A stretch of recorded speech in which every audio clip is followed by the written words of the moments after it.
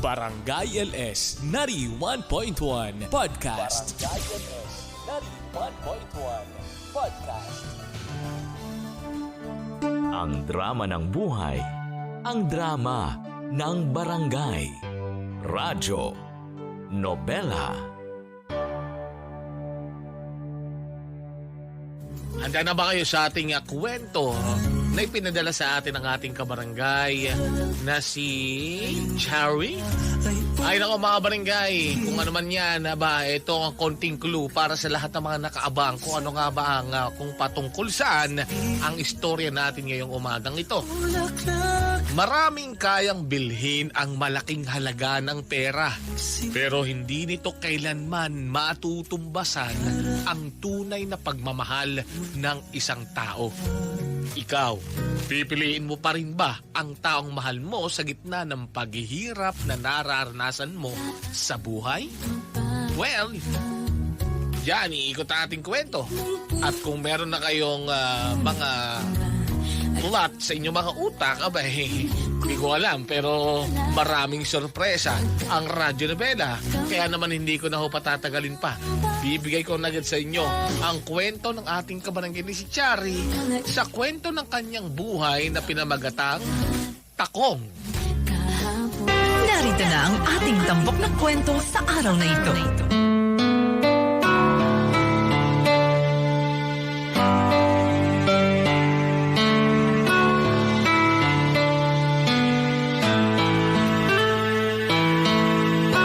Maraming kayang bilhin ang malaking halaga ng pera.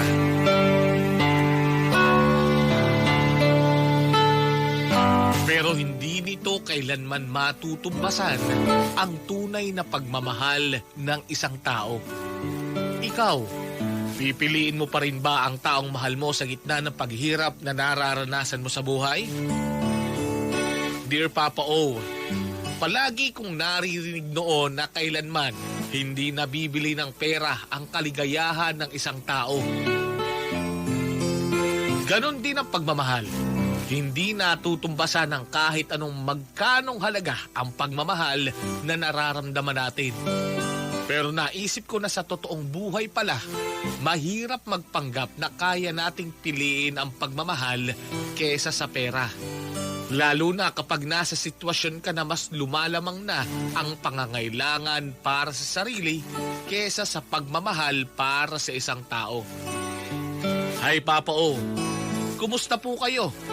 Dasal ko sana nasa mabuti kayong kalusugan sa oras na mabasa niyo po itong sulat ko. Sana rin po ma-upload ang kwento ko sa inyong channel. Kung sakali man na mapili niyo po ito.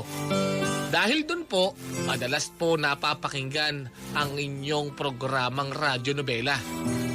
Itago nyo na lang ako sa pangalang Cherry, 34 years old at nagtatrabaho bilang IT associate dito sa Iloilo. Bago po pala ako magpatuloy, ipapaalam ko na rin na marami akong binago sa kwento ng buhay ko na ibabahagi ko ngayong tanghali o ngayong umaga. Para na rin po maprotektahan ang pribado kong buhay ngayon. Papa, nasa second year college ako na maging boyfriend ko po si Enzo. Kaklase ko siya sa isang minor subject at dahil makwento siyang tao, naging close kaagad siya sa aming lahat. Hanggang sa manligaw na siya sa akin at maging boyfriend ko na siya. Pero nauna akong makatapos ng pag-aaral sa kanya. Huminto kasi siya nung bago kami mag 4th year at nang bumalik siya sa college pagkalipas ng mahigit 2 taon, kinailangan niya pa rin mag-working student. May rin na sa curriculum na university noon na kailangan pa pong habunin ang iba bago po idagdag yung subject.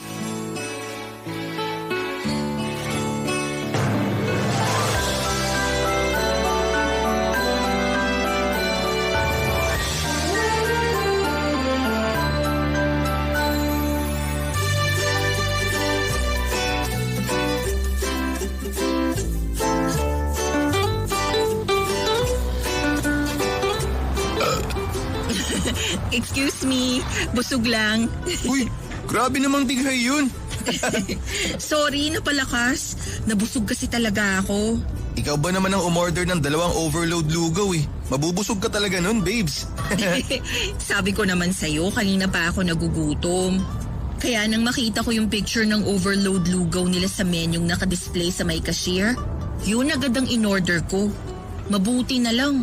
Legit na kung ano yung nasa picture, yun din talaga ang sinerve nila. Bagong bukas lang din kasi itong lugawan na to, kaya alam mo na, nagpapakitang gilas sa mga customer. At sana, maging consistent sila sa mga isuserve nilang pagkain. Yung ibang kainan kasi, di ba, sa una lang maganda ang service, saka maraming serving ng pagkain. Pero kapag nagtagal na, wala na. Tataasan na lang nila yung price ng mga pagkain, tapos kukontian na lang din nila ang serving. Strategy na yun ng mga nagnenegosyo. Kasi syempre, kailangan na makakuha na muna sila ng mga suking customer. Kung palaging ganito naman karami ang isuserve nilang pagkain, mapapatalas talaga tayo dito, babes. Kasi mura na busog pa talaga tayo. Ay, oops. Excuse me ulit. Mukhang busog ka na nga talaga, babes. Ano ba yan? Nakakahiya naman yung dighay ko. Buti na lang wala na masyadong tao ngayon dito sa lugawan. Kung hindi, baka kanina pa tayo pinagtitinginan. Okay lang yan. Normal namang dumighay. Ay, oo nga pala. May bibigay ako sa'yo. Sandali ah. Ito, happy monthsary, babes. Uy, wow! Ang cute naman ng keychain na sapatos na to. Nagustuhan mo ba? Oo naman. Ang cute nga kasi ang taas ng takong. Alam ko kasi na ganyan ang gusto mong design ng sapatos. Hindi ko nga lang mabili yung mismong sapatos kasi nga palagi na lang akong short sa budget. Ano ka ba? Hindi mo naman kailangan bilhin sa akin yun. Hindi nga kailangan, pero gusto ko. Kasi mahilig ka sa mga sapatos na mataas ang takong tsaka maganda ang brand. Pero ang nakakalungkot lang, hindi ko mabigay sa'yo. Kaya nga nang makita ko yung keychain, tapos naalala kita, binili ko na agad para ibigay sa'yo ngayong mansari natin. Babes, pasensya ka na kung ganito lang ako ah. Uy, ano ba yung sinasabi mo? Bakit bigla ka nalang naging madrama? Nagigilty lang kasi ako.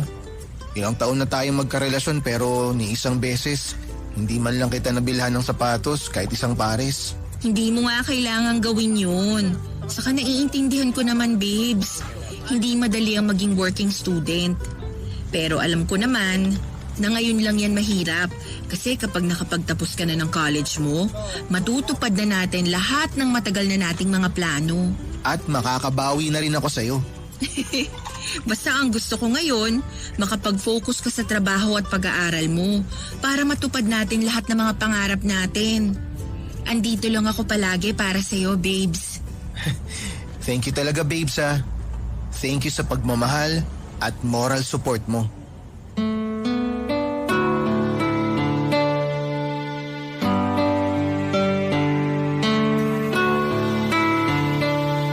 Papao pareho kami ni Enzo na galing sa hindi nakakagaan sa buhay.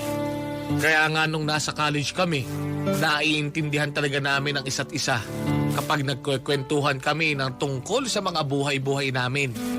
Yun din ang naging daan para maging close kaagad kami noong bago pa lang kaming magkakilala. Yung parehong pangarap namin na makapagtapos para maibigay ang mas magandang buhay sa pamilya namin. Hindi kasi ako makakapag-aral ng college kung wala akong scholarship noon. Tapos, nakikitira lang din ako sa apartment ng pinsan ko kasi mas malapit yun sa university kung saan ako pumapasok. Scholar din kasi si Enzo, pero nang mamatay ang tatay niya na tanging provider sa kanilang pamilya, kinailangan niyang magsakripisyo at huminto sa pag-aaral para magtrabaho.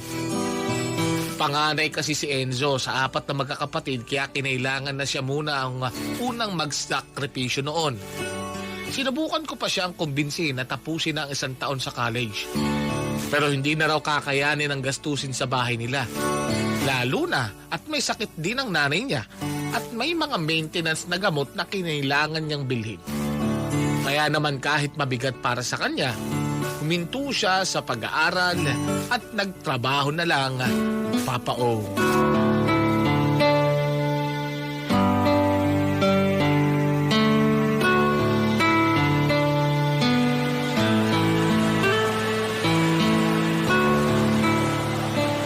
Grabe, ang ganda naman ng sapatos na to. bagay na bagay sa akin lalo na kapag nakasuot ako ng dress. Teka, wala man lang price tag na nakadikit dito. Hello, ma'am. Hello? May nakita na po ba kayong sapatos na gusto nyo? Ha? Napansin ko po kasi na medyo kanina pa kayo umiikot sa store namin. Ay, alam nyo? Bagay sa inyo yung sapatos na hawak nyo. Gusto nyo pong isukat? Mukhang sakto pa po yan sa paa nyo. Naku, hindi. Ayos lang. Eto nga, ibabalik ko na sa lalagyan. Ma'am, sinasabi ko po sa inyo na bagay talaga yan sa inyo.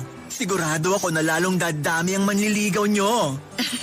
May boyfriend na ako. Ay, ang ibig kong sabihin, siguradong lalong may in love sa inyo ang boyfriend nyo kapag suot niyo na tong sapatos. Sukat niyo na po, ma'am. Sayang naman kasi nandito na kayo. Sige na nga. Ayan, bongga! Tatanggalin ko lang tong sandals ko. Sige po. Eto, isusuot ko na po sa mga paa nyo tong dalawang sapatos. Ayan na nga bang sinasabi ko, ma'am. Perfect na perfect sa mga paa nyo. Bagay sa inyong sapatos na may takong. Ang ganda nga. Saka komportable siyang isuot. At talaga namang bagay sa inyo kasi ang puti ng mga paa nyo. Ano, ma'am? Samahan ko na po kayo sa cashier? Teka, magkano ba to? Naka 10% discount po lahat ng sapatos ngayon dito sa store namin. Yan pong bibilhin nyo, 3,599 na lang po. 3,599? Para sa isang pares ng sapatos? Oo po. Discounted na po yun, ma'am. Kasi maganda at matibay talaga ang sapatos na yan. Naku, kahit kaano pa to kaganda, hindi ako bibili ng ganito kamahal. Aba, ilang sako na ng bigas yun ah. Sige na, salamat na lang. Ito na yung sapatos nyo. Pero ma'am, sayang naman Mas kung... manghihinayang ako kung bibiling ko yan kaysa ipadala sa nanay ko yung pera ko. Salamat ulit kuya, pero hindi talaga ako bibili. Sige po, kayo po ang bahala. Grabe, napakamahal naman talaga ng sapatos na yun. Di talaga ako bibili ng ganong presyo, kahit gaano pa kaganda. Kakaloka. Shari? Uy, ikaw nga! Sir Jerry? Oo, ako nga to. Yung professor mo nung nasa second year college ka. Kamusta ka na? Okay naman po. Kayo po, sir. Huwag mo na akong pinupo. Saka huwag mo na rin ako tawaging sir. Kasi hindi mo naman na ako professor. Sa ibang university na ako nagtuturo ngayon. Pero maayos din naman ako. Kagagaling ko lang sa department store kasi binilan ko ng bagong bag ang misis ko. Magbe-birthday kasi siya bukas. Ito nga, 2 bag pa ang binili ko para masorpresa siya. Nax, ang swerte naman po ng misis nyo. Ganun naman talaga dapat ang ginagawa ng mga lalaki sa asawa nila. Binibigay lahat ng pangangailangan at gusto ng isang babae. Ikaw ba, Chari? May asawa ka na? Wala pa po, pero may boyfriend po ako. Si Enzo, naging estudyante nyo na rin siya noon. Oo. Naalala ko na siya madalas mo nakakasama noon. Ang tagal na rin pala ng relasyon nyo. Bakit hindi pa kayo nagpapakasal? Naku, hindi pa po pwede kasi hindi pa siya handa. Sa aming dalawa kasi, mas malaki po kasi talaga ang responsibilidad na nasa balikat niya. Lalo na kung ang pag-uusapan ang pamilya niya. Kaya nga hindi kami masyadong nakakapag-date ni Enzo eh. Hindi niya rin ako masyadong nabibigyan ng regalo. Pero ayos lang, naiintindihan ko naman po yun kasi breadwinner siya. Pasensya na po kung bigla na lang ako nakapagkwento sa inyo ng kung ano-ano. Ayos lang, naiintindihan ko. Alam mo, Chari, yung mga babae na kagaya mo, hindi dapat basta binabaliwala. Hindi ba natatakot si Enzo na baka maagaw ka na ibang lalaki mula sa kanya? Kung ako lang ang boyfriend mo, gagawin ko ang lahat para maibigay ang mga bagay na gusto at kailangan mo.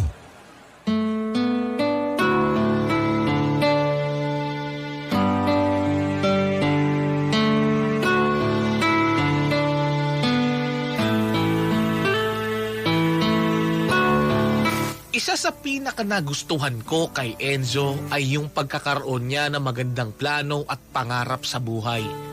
Sa kabila ng buhay na meron kami, hindi naaalis sa amin ang mangarap. Kaya nga bumalik din siya sa pag-aaral pagkalipas ng 2 taon. Nag-working student na rin kasi ang kapatid niyang sumunod sa kanya. Kaya kahit paano ay 2 na silang nagtutulungan para sa mga gastusin sa bahay nila.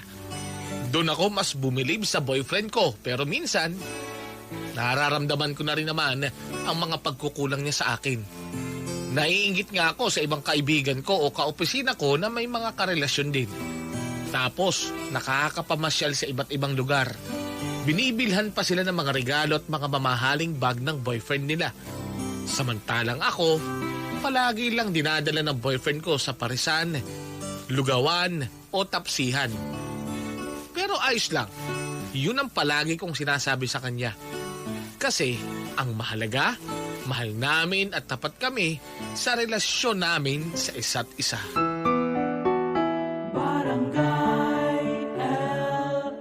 91.1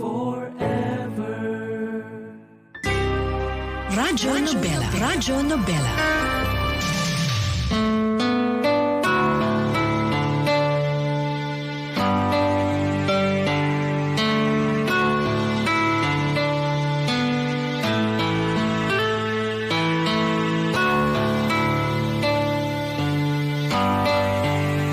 Papa O, isa si Jerry sa pinakapaborito kong professor nung nasa college pa ako.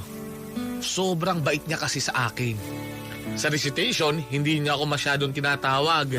Fair na lang kung ako mismo ang magtataas ng kamay ko para sumagot. At kapag nabigay ko ang tamang sagot, ibang klaseng papuri ang sasabihin niya sa akin. Palagi niya siyang nakangiti. Na para bang ako lang ang nakikita niyang estudyante sa loob ng classroom. Ang sabi nga ng ibang kaklase ko, halata raw na may crush sa akin ng professor namin. Siyempre, hindi ko naman yun ginawang big deal pa dahil bukod sa nagkakamabutihan kami noon ni Enzo, ayoko ng issue sa school namin. Pero pagkatapos ng pagkikita namin noon ni Jerry sa mall, ay muli yung nasundan. Inad niya kasi ako sa Facebook. Nagka-chat kami at madalas na ako nagkikwento sa kanya ng tungkol sa relasyon namin ni Enzo. Hanggang sa niyaya niya ako lumabas. At sakto, birthday ko noon at busy sa trabaho ang boyfriend ko.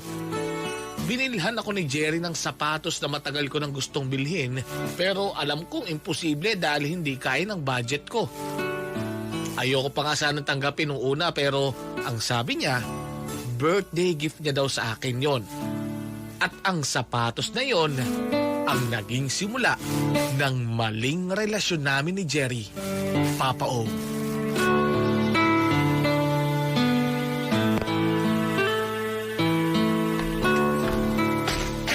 Babes, etong kape. Salamat, babes. Pasensya ka na kung ganitong oras ako nakadalaw sa'yo, ha. Okay lang. Sabi ko naman sa'yo kung pagod ka na, hindi mo na kailangan pumunta dito sa apartment namin ni Denise. Ilang araw na kasi tayong hindi nagkikita kaya miss na kita. Pero galing ka pang ospital, di ba? Dumiretso ka dun pagkatapos ng klase mo sa umaga at trabaho sa hapon. Ni hindi ka pa nga nakakapagpahinga bago ka pumunta dito. Huwag mo ko alalahanin, babes. Ayos lang ako, lalo na ngayon na nakita na ulit kita. Parang ewan to. Totoo yung sinabi ko. Ikaw lang talaga nagbibigay ng lakas sa akin ngayon. Kaya kahit sobrang pagod na ako, marinig ko lang yung boses mo tsaka makita lang kita. Kahit papano nababawasan na. Ang sweet naman ng sinabi mo, babes. Huwag kang mag-alala. Ganun ka rin naman sa akin. Ikaw ang nag-aalis ng pagod ko sa trabaho. Kaya salamat kasi pinuntahan mo ko ngayon dito sa apartment. Kahit alam kong wala ka pang maayos na pahinga. Kumusta na nga pala si tita? Ang sabi ng doktor, mas okay na raw si nanay ngayon. Mabuti na lang talaga nadala siya kaagad sa ospital ng kapatid ko bago pa lumala yung heat stroke niya. Kung na-late lang daw ng konti, baka kinailangan na siyang operahan. Ay, mabuti na nga lang talaga. Ano raw bang nangyari at na-heat stroke si tita nung isang araw? Ang sabi, napagod daw siya maglaba tapos sinabayan pa ng mainit na panahon. Kaya ayun, nakita na lang siya ng kapatid ko na nakahiga malapit dun sa nilalabahan niya. Pero salamat talaga sa Diyos, walang nangyaring grabe kay nanay. Hindi rin nabagok yung ulo niya tsaka wala rin siyang malalang sugat mula sa pagkakatumba niya. Bukas daw ng umaga, pwede na siyang lumabas ng ospital. Kung magandang balita yan, babes. Kaya huwag ka na masyadong ma-stress ngayon. Finals yun na next week, di ba? Nakapagsimula ka na bang mag-review? Hindi pa nga eh. O bakit hindi pa? Baka mahirapan ka niya next week. Hindi ko rin kasi alam kung makakakuha ako ng mga exam para sa finals. Kulang pa yung pambayad ko sa tuition fee ko eh. Nagastos ko na yung pera ko para sa pampapa-hospital ni nanay. Tsaka para sa mga gamot na kailangan niya. Pero hindi pwedeng hindi ka mag-exam. Masasayang lahat ng pinaghirapan mo sa semester na to kung hindi mo man lang makukuha ang mga exam na yun. Hindi ko na rin kasi alam kung saan pa ako kukuha ng pera. Nakapag-advance na ako dun sa pinagtatrabahoan kong factory kaya hindi na ako pwedeng mag-advance ulit. Kahit sa mga katrabaho ko wala na rin gusto magpahiram sa akin. Kasi nga may utang pa ako sa kanila. Ay. Sige, eto oh. May naitabi pa ako dito sa wallet ko. Gamitin mo muna to. Oh, babes, ang laking pera nito. Ipon ko yan. Kasi nga bala kong umuwi kina mama sa susunod na buwan. Gamitin mo na lang muna. Kasi tinatamad na rin akong bumiyahe pa uwi doon. Mas kailangan mo rin yan ngayon. Ha? Pero may utang pa ako sa'yo na hindi nababayaran di ba? Okay lang. Kasi wala naman akong ibang kailangan na pagkakagastusan. Mas kailangan mo yan ngayon. Kaya ikaw na lang muna ang gumamit ng pera na yan. Basta, kapag na-short ka pa ulit, sabihin mo lang sa akin para magawan ko kaagad ng paraan. Salamat talaga, babes. Napakalaking tulong nito. Wala yon, basta para sa'yo. Gusto ko kasi talaga matapos mo ang college mo. Kaya tutulungan kita. Basta kaya ko, babes.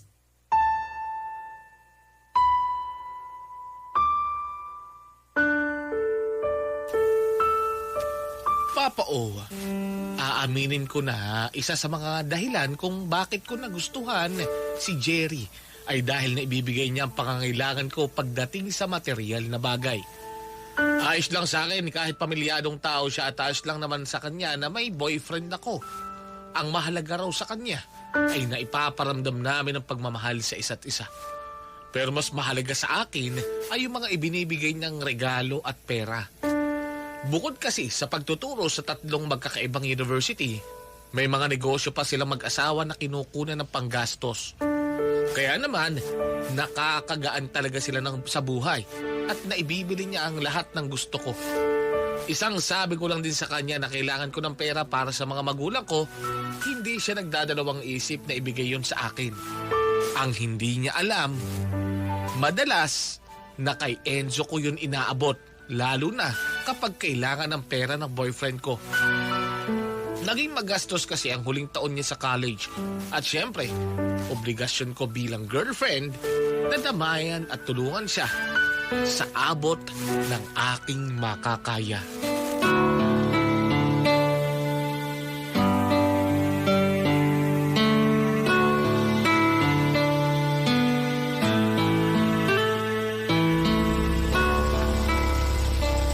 Salamat sa paghatid mo sa akin dito sa may apartment, Jerry. Wala yun. Nag-enjoy ka ba sa date natin? Oo naman.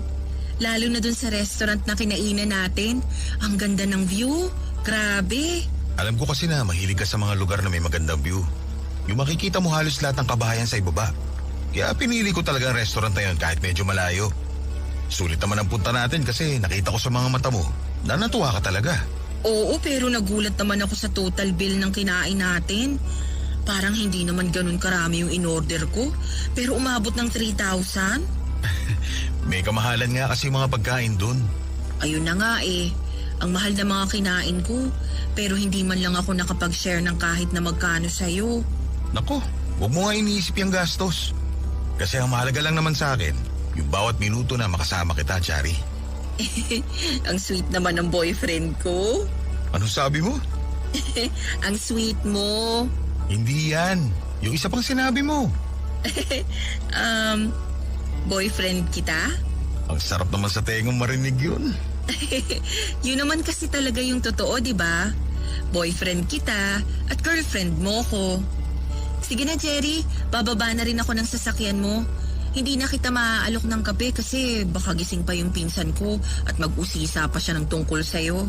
Ayos lang, naiintindihan ko. Pero ito, dali mo na to, Chari. Anong laman itong paper bag? Buksan mo para malaman mo. Uy, bagong pares ng sapatos. Kabibili mo lang sa akin ng isa pang pares nung nakaraang linggo, Jerry, ha? Alam ko. Pero napansin ko kasi na gusto mo yung sapatos na mapadaan tayo sa department store kahapon. Kaya binili ko na rin kanina bago ko ta sinundo sa pinagtatrabahuhan mo. Grabe, ang dami ko ng mga pares ng sapatos. At lahat yon gustong gusto ko. Thank you, Jerry. You're welcome. Sige ha, bababa na ako. Ingat ka sa pag-drive mo at salamat ulit dito sa bigay mo. Bye! Bye. Ingat ka.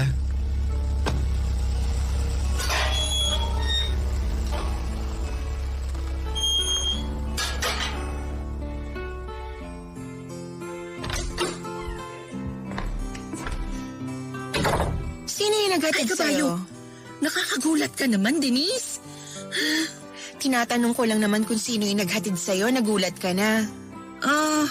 Wala lang yun. Katrabaho ko lang. Katrabaho, kahit nakita ko sa hindi masyadong tinted na bintana ng kotse niya na hinalikan mo siya. Tsaka ano yan? Bagong sapatos na naman? Pwede ba? Pagod ako. Bukas mo na lang ako interviewin, Denise. Break na ba kayo ni Enzo? Hindi. Hindi pala eh. Bakit nakikipag-date ka na sa ibang lalaki at tumatanggap ka pa ng mga ganyang klase ng mamahalin na regalo? Denise, huwag ka nga makialam. Buhay ko to, okay? Hindi ako nakikialam, Chari. Nagtatanong lang ako at magkaiba yon.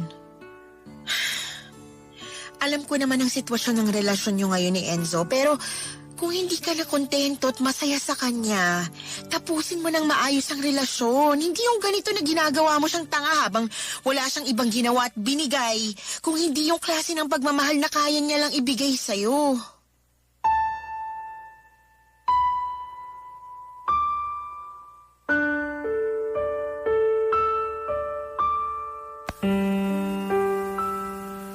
Papa O, alam ko naman na mali talaga ang sitwasyon na pinasok ko, lalo na nga at pamilyadong tao si Jerry.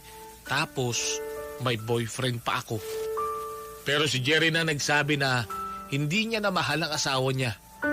Nagsasama na lang daw sila para sa anak nila at ako naman, napakalaki ng pagkukulang sa akin ng boyfriend kong si Enzo. At lahat ng iyon ay napupunan ni Jerry. Natagpuan namin ni Jerry sa isa't isa ang mga pangangailangan na hindi namin makuha mula sa mga kapartner namin. Oo, nagiging unfair kami sa kanila. Pero gano'n naman talaga ang buhay, di ba? Lahat unfair, lalo na sa mga taong hindi nabiyayaan na maginhawang buhay kagaya ko. Kaya kailangan kong gumawa ng paraan para hindi ako palaging nasa ibaba. Kasi nang dahil kay Jerry, nararamdaman ko na maging masaya. Nabibili ko mga bagay na gusto ko. Nakakapunta ako sa mga lugar na hindi ko napupuntahan dahil palaging kailangan kong magtipid. Nagagawa akong kumain sa kilalang restaurant sa lugar namin at nagkakaroon ako ng mamahaling sapatos na matagal ko nang gustong bilhin. At ang lahat ng iyon ay nararanasan ko nang dahil kay Jerry.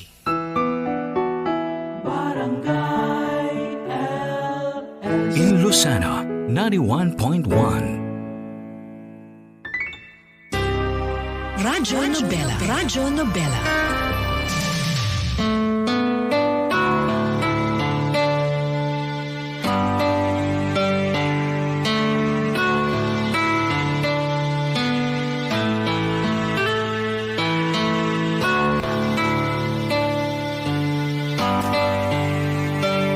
Mahal ko naman ang boyfriend kong si Enzo. Kung hindi siya mahal, dapat matagal ko na siyang hiwalayan. Kasi nga hindi niya nabibigay sa akin ng mga bagay na gusto ko. Pero tuloy pa rin ang pangarap ko para sa aming dalawa. Na kapag nakatapos siya sa pag-aaral at nagkaroon ng trabaho, magsisimula kami mag-ipon para sa future. Magpapakasal kami at magkakaroon ng maraming anak. Si Enzo lang ang nakikita ko na lalaking gusto kong makasama sa habang buhay. Kaya nga tinutulungan ko siya pagdating sa mga gastusin niya sa college. Madalas na yung perang binibigay sa akin ni Jerry, sa kanya ko talaga inaabot para magamit niya. Pang-allowance niya, pambayad sa tuition at sa iba pang gastusin na kailangan niya.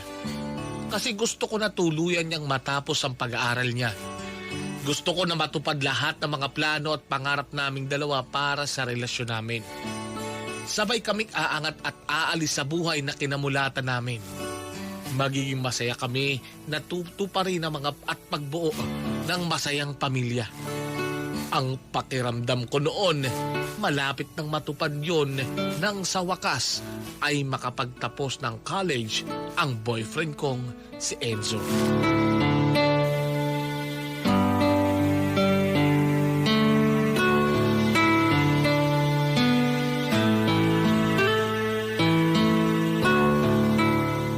Sa wakas, babes, graduate ka na rin. Oo nga eh. Finally. Akala ko talaga hindi ko na matutupad tong pangarap kong to. Sabi ko naman kasi sa'yo, kaya mo. Kaya dapat, hindi ka pinanghihinaan ng loob. Hindi ko naman makakaya lahat to kung hindi dahil sa'yo, babes. Ikaw ang palaging nagbibigay ng lakas at suporta sa akin. Pero ikaw pa rin ang tumapos sa pag-aaral mo. Nagbigay lang ako ng moral support sa'yo. Moral support at pagmamahal para kayanin ng isang working student na katulad ko lahat ng mga pagsubok na dumaan. Kaya nga ang swerte ko na ikaw binigay ng tadhana sa akin eh.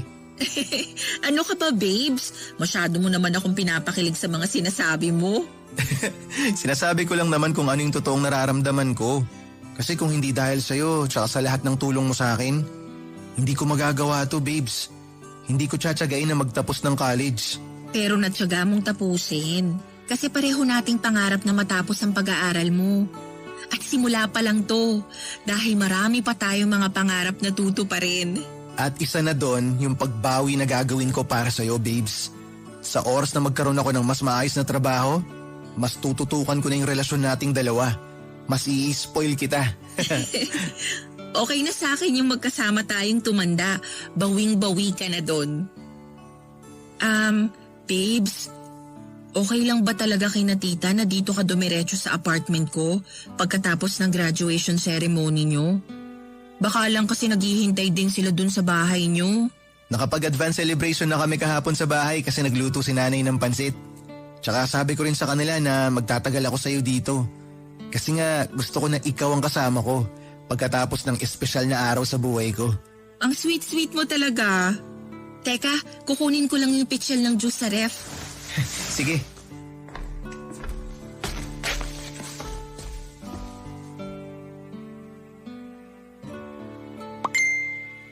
Babes, may nag-chat sa'yo.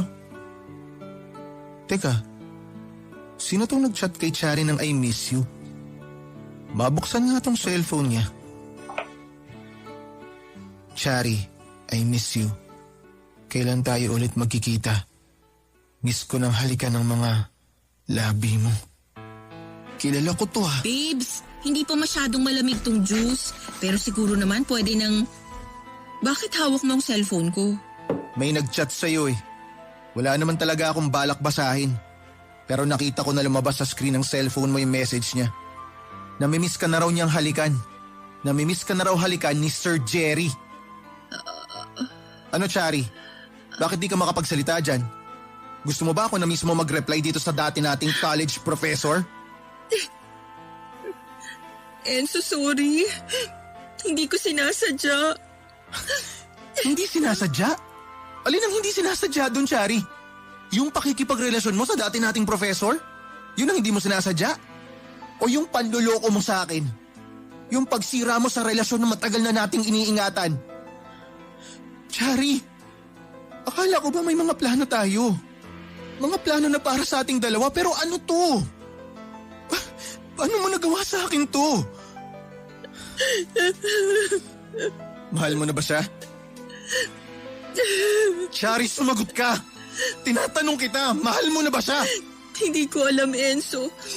Basta ang alam ko lang, masaya ako kapag naibibigay niya sa akin ang mga pangangailangan ko. Lalo na pagdating sa mga material na bagay. Kagaya ba ng mga bagong sapatos, bagat iba pang mga gamit mo? Yung pamamasyal mo sa iba't ibang lugar? O yung pagkain mo sa mga mamahaling restaurant? Paano mo nalaman? May nag-chat sa akin, Chari. May nag-chat sa akin dati nating kaklase nung college. Nag-send siya ng picture niyong dalawa ng Jerry na yon habang magkasama kayo sa isang restaurant.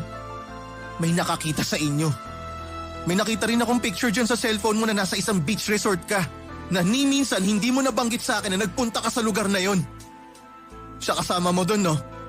Siya kasama mo doon, di ba? At yung mga perang inaabot mo sa akin, Sa kanya ba galing yon? Oo.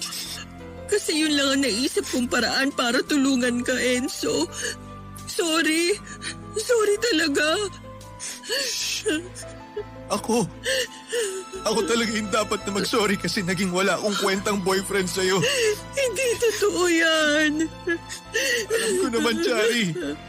Alam ko na sobrang dami na naging pagkukulang ko sa'yo. Pero ayusin natin to. Masimula tayo ulit, please.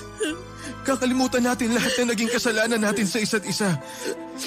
Itatama na natin lahat ngayon. Itatama na natin lahat ng meron sa relasyon nating to.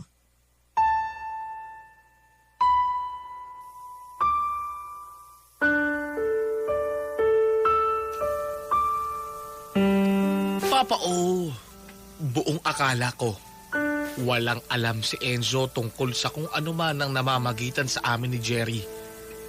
Ang hindi ko alam, matagal na pala siyang nakakahalata sa itinatago naming relasyon. Alam niya rin kung saan ang gagaling ang perang iniaabot ko sa kanya sa tuwing nangangailangan siya. Napilitan siyang tanggapin yon sa kagustuhan niya na makapagtapos ng pag-aaral. Sa oras daw kasi na magkaroon na siya ng maayos na trabaho, mas mapapatunayan niya sa akin na mas karapat-dapat na siya ang piliin ko kaysa sa ibang lalaki. Pagsusumigapan daw niya, makita kong kami lang daw dalawa ang par sa isa't isa. Na makita kong umiyak si Enzo, naawa talaga ako sa kanya. Kasi alam ko kung gaano siya nasaktan nun. Naging makasarili ako dahil pinatulan ko si Jerry para lang makuha ang mga material na bagay na para sa sarili ko. Hindi ko na inisip na lahat ng pagsusumikap na ginagawa ni Enzo noon ay para rin sa akin. Kasama ako sa lahat ng mga plano niya. Samantalang ang iniisip ko lang ay kung ano ang mga luho o material na bagay ang makapagpapasaya sa akin. Kaya isang desisyon ang ginawa ko para maitama ang lahat, Papa O.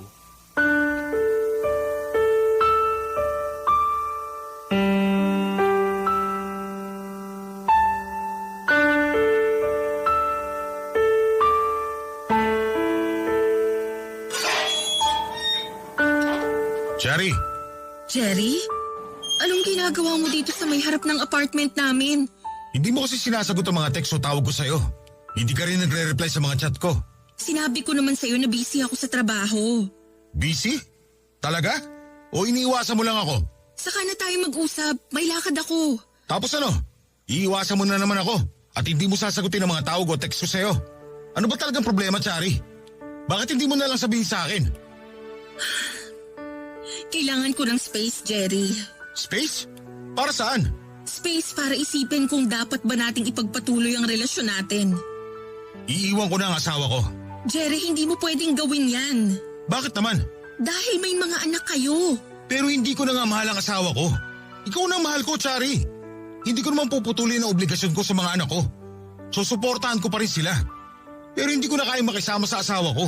Kasi ikaw na nga ang gusto ko makasama. Pero hindi nga pwede, Jerry. Alam mo, tsaka na tayo mag-usap. Sa tingin ko sa ating dalawa, mas kailangan mo ng oras at space para makapag-isip ka ng tama. Sandali lang, Chari. Aray, nasasaktan ako. Bitawan mo yung braso ko. Mag-usap muna kasi tayo ng maayos. Hindi ganito na iiwasan mo na naman ako. Bitawan mo nga yung braso ko. Nasasaktan na talaga ako. Doon tayo sa kotse. Doon tayo mag-usap. Ayoko. Hindi ako sasama sa'yo. Jerry, please. Bitawan mo na ako. Halika na. Sumama ka na. Bitawan mo si Chari. Enzo? Siraulo ka. Bakit nakikialam ko sa pag-uusap namin ni Chari?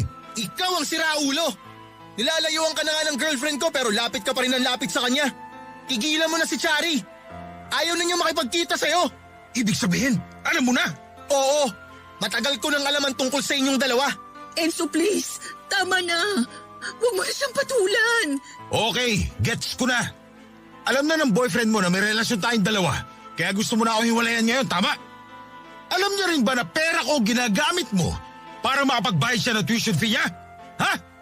Chari, hindi ako tanga para maniwala na binibigay mo sa parents mo ang perang hinihingi mo sa akin. Dahil alam ko na binibigay mo lang yun dyan sa walang kwentang boyfriend mo! Walang kwenta pala! Enzo, tama na. Ano Walang ba? hiya ka! Hoy Jerry, wala ka na bang bagong sasabihin?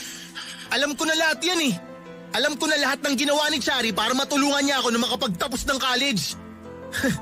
Siguro nga hindi ko kayang ibigay sa kanya lahat ng luho na pinatikim mo. Pero kahit magkano pa ang ilabas mong pera, hindi ka pipiliin ni Chari. Kasi ako ang mahal niya. At sigurado naman ako na alam mo na ginagamit ka lang niya. Ikaw at ang pera mo. Siraulo kang lalaki ka! Jerry, ano ba? Pwede bang umalis ka na lang kung hindi tatawag na talaga ako ng barangay tanod? Nanggugulo ka lang dito eh. Umalis ka na! Narinig mo yon? Umalis ka na raw! Kasi hindi ka na kailangan ni Chari. Hindi ka na kailangan ng girlfriend ko! Pagbabayaran nyo to! Sinasabi ko sa inyo, pagbabayaran nyo! Lalo ka na, Enzo! May araw ka rin sa akin! Maaagad rin ako sa'yo!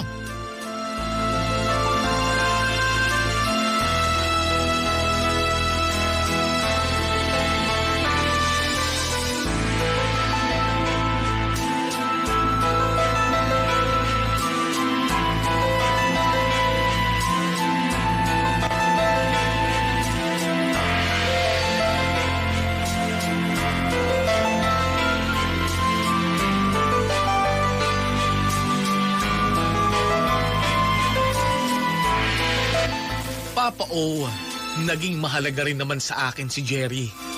Sa mahigit na 1 taon na relasyon namin, wala siyang ibang pinaramdam sa akin kundi puro pagmamahal lang. Ibinigay niya lahat ng mga bagay na hiningin ko sa kanya. Kapag ilang araw kaming hindi nakakapagkita ng boyfriend kong si Enzo dahil sa trabaho at pag-aaral niya, nagagawa namin mag-out of town ni Jerry. Ang paalam ko kay Enzo noon, uuwi lang ako sa bahay ng mga magulang ko.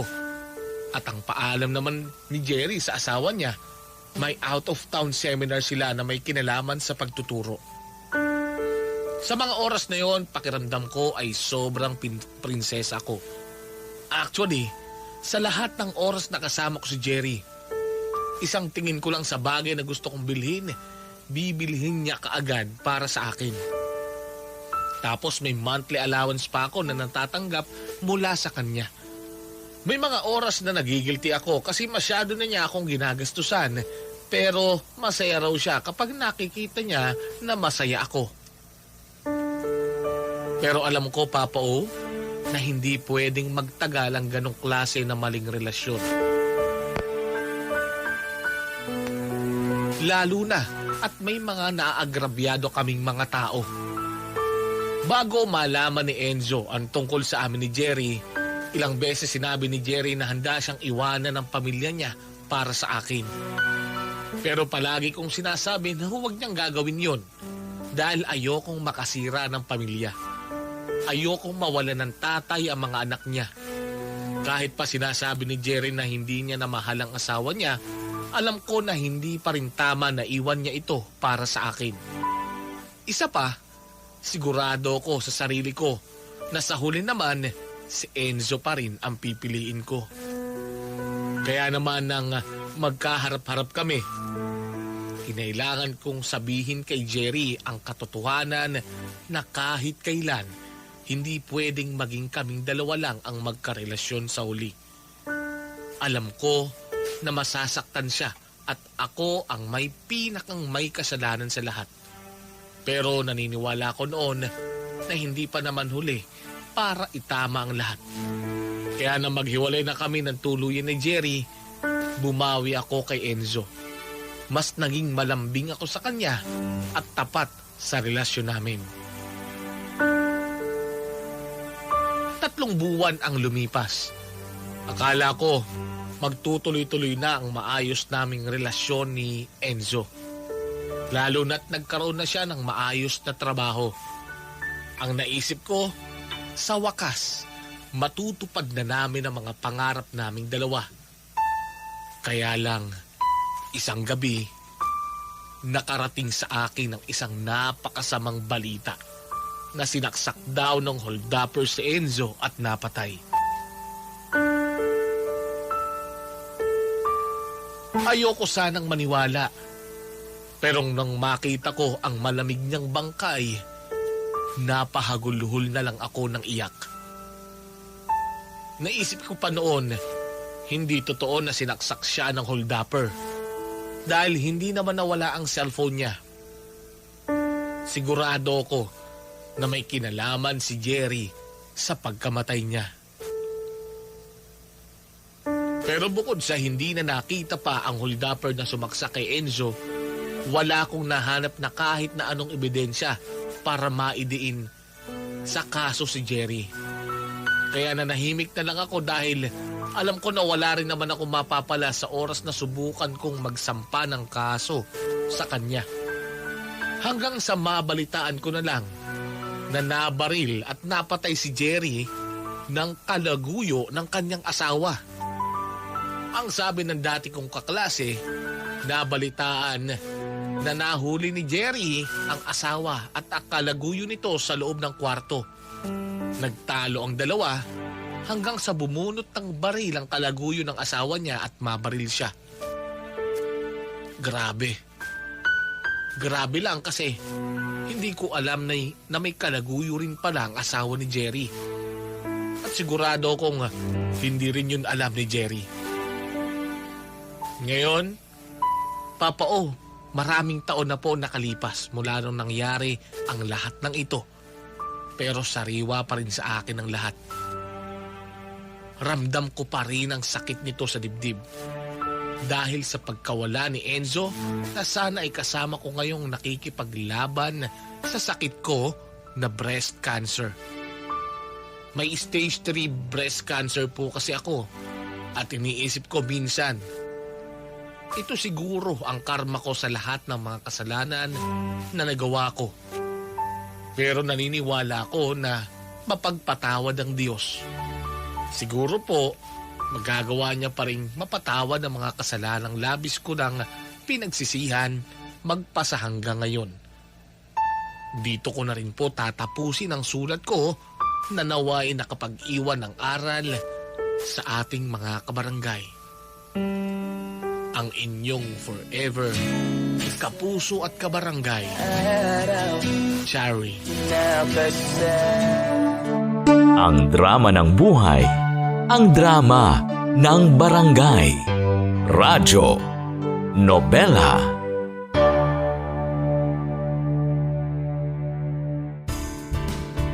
Hello mga kabarangay! Nagustuhan mo ba ang itinampok na kwento natin ngayon? Huwag kakalimutan na i-follow ang Barangay LS Nari 1.1 Podcast at ang iba pa naming social media accounts. Huwag din kakalimutan ang pakikinig sa Barangay LS Nari 1.1 Forever!